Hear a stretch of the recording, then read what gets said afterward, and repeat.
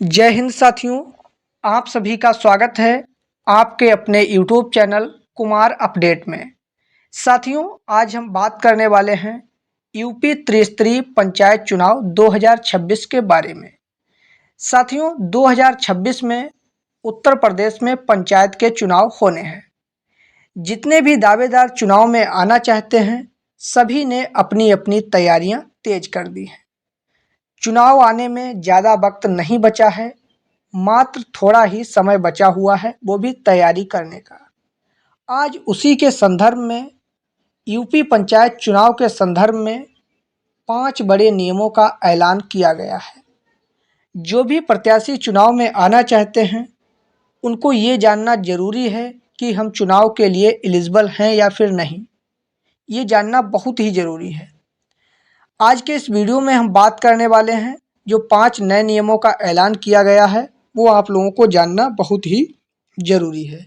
यदि आप प्रधानी का चुनाव लड़ना चाहते हैं, बीडीसी का चुनाव लड़ना चाहते हैं, जिला पंचायत सदस्य का चुनाव लड़ना चाहते हैं या फिर जिला अध्यक्ष या फिर ब्लॉक प्रमुखी का, तो यह वीडियो आपके लिए काफ़ी खास एवं महत्वपूर्ण रहने वाला है।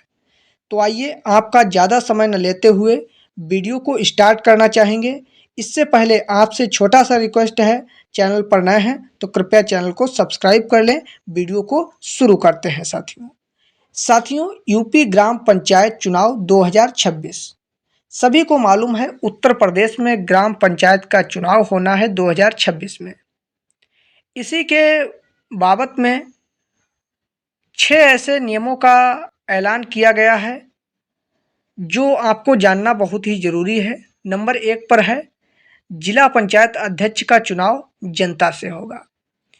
जितने भी लोग पहले जिला पंचायत अध्यक्ष बनते थे, वो लोग अपने बाहुबल के बल से चुनाव जीत जाते थे। पहले चुनाव जनता से नहीं होता था, बाहुबलियों का चुनाव था। जिसकी सत्ता होती थी वो मार ले जाता था हाथ। लेकिन इस बार ऐसा बताया जा रहा है कि जिला पंचायत अध्यक्ष का जो चुनाव है वो सीधा जनता के माध्यम से ही होगा। जो लोग जिला पंचायत अध्यक्ष का चुनाव लड़ना चाहते हैं, आप लोग अभी से ही अपना जनसंपर्क बनाइए, अच्छा से तालमेल पब्लिक के बीच में बिठाइए, तभी आप चुनाव जीतने के योग्य होंगे, अन्यथा आप चुनाव हारने के अयोग्य हो जाएंगे। नंबर 2 पर है, शैक्षणिक योग्यता होगी लागू। शैक्षणिक योग्यता का मतलब है एजुकेशन क्वालिफिकेशन। इस बार शिक्षा को वरीयता दी जा रही है पंचायत के चुनाव में, चाहे बीडीसी का चुनाव हो, ग्राम प्रधानी का चुनाव हो, जिला पंचायत सदस्य का चुनाव हो, कोई भी चुनाव हो, सब में शैक्षणिक योग्यता मांगी जा रही है। यदि आप शिक्षित नहीं हैं तो आप चुनाव नहीं लड़ पाएंगे। कितना शैक्षणिक योग्यता होना चाहिए तब आप चुनाव लड़ सकते हैं, ये आपके मन में लगातार क्वेश्चन उठ रहा होगा कि आखिर कितनी शैक्षणिक योग्यता हो तो हम चुनाव लड़ सकते हैं। तो देखिए साथियों, शैक्षणिक योग्यता की बात करें तो मिनिमम आप हाई स्कूल या फिर इंटरमीडिएट पास होने चाहिए, 10 या प्लस 12th पास होने चाहिए, तब आप यूपी ग्राम पंचायत चुनाव के लिए एलिजिबल होंगे, अन्यथा आप एलिजिबल नहीं होंगे। इसके बाद में तीसरा जो नियम है, वो तीसरा नया नियम है, सहकारी समिति के बकायादार नहीं लड़ पाएंगे चुनाव।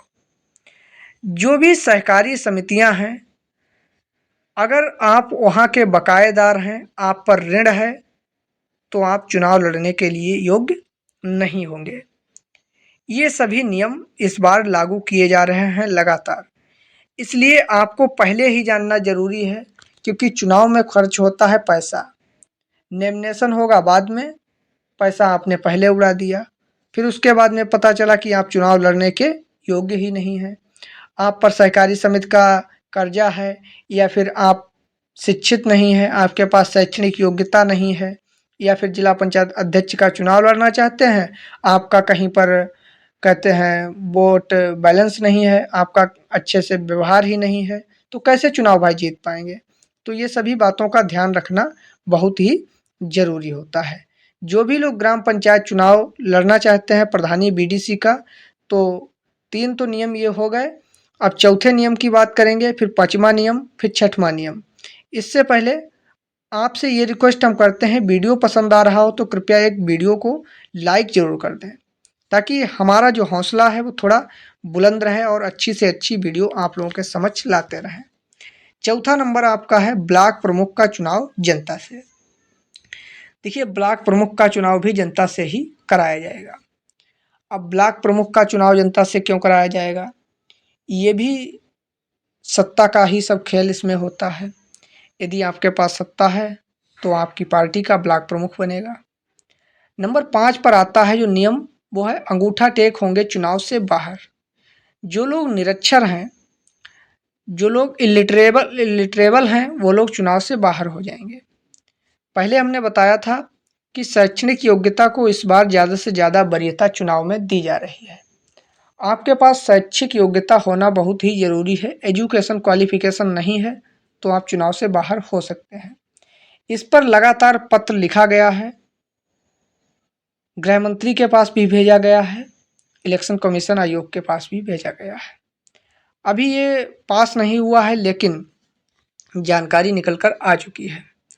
फिर इसके बाद में लास्ट आपका नंबर है, 2 बच्चों से कम वाले ही लड़ पाएंगे चुनाव। जी हाँ, पिछली बार भी 2021 के पंचायत चुनाव में आप लोगों ने सुना था कि जिसके 2 से ज़्यादा बच्चे हैं वो लोग ग्राम प्रधानी का चुनाव नहीं लड़ सकते हैं, बीडीसी का चुनाव नहीं लड़ सकते हैं, जिला पंचायत सदस्य का चुनाव नहीं लड़ सकते हैं। ये इसलिए ऐसा लागू किया जा रहा है जिससे पॉपुलेशन कंट्रोलिंग में थोड़ा हेल्प मिले। अपने उत्तर प्रदेश की जो पॉपुलेशन की नंबर्स है वो बहुत ही हाईएस्ट लेवल पर पहुंच चुकी है।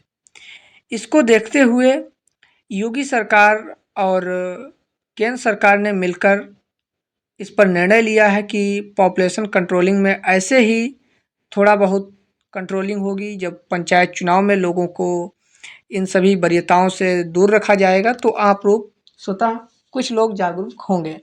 बाकी ये नियम कई राज्यों में ऑलरेडी पहले से भी लागू है कि जिसके 2 बच्चों से कम है वो लोग चुनाव नहीं लड़ पाते हैं, 2 से ज़्यादा, सॉरी। तो ये थे यूपी पंचायत चुनाव के 6 बड़े नियम जो अभी लागू हो रहे हैं बहुत ही जल्द। तो अब आप लोगों को हिसाब लगाना है कि हमारे पास इनमें से कौन-कौन सी कमियां हैं, उन कमियों को कैसे दूर करना पड़ेगा। दूर होने वाली हैं वो हो सकती हैं, जो नहीं होने वाली हैं वो थोड़ी ना हो सकती हैं। तो वीडियो कैसा लगा कमेंट में अपनी राय अवश्य लिखिएगा। अगर कोई गलती हुई हो तो उसका भी आप लोग सॉल्यूशन कमेंट सेक्शन के माध्यम से बताइएगा। तब तक के लिए आप सभी को हमारी तरफ से जय हिंद, नमस्कार।